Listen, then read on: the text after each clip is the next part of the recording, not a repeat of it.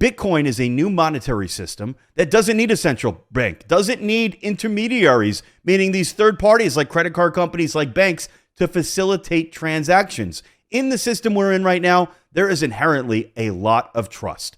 You need to trust these people in power. You need to trust the U.S. government. After all, our fiat currency is based solely on trust. There is no intrinsic value to the paper that you're holding.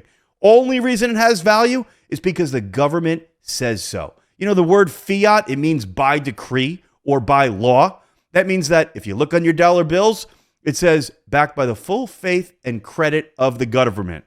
Keyword there, faith and credit, right? So this is something that's very important to understand, especially when we're comparing it to something like Bitcoin.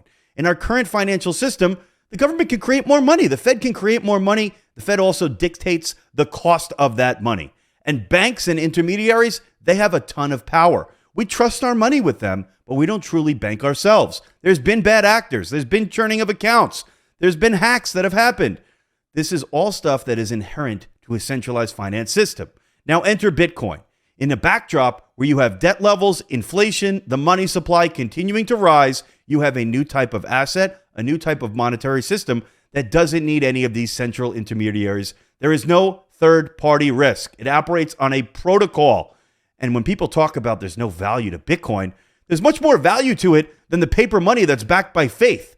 There is work. The reason why the Bitcoin protocol, the consensus mechanism, is called a proof of work is because it takes a massive, massive amount of energy and computing power to verify these transactions on the network and to keep it secure and to write a block to the blockchain.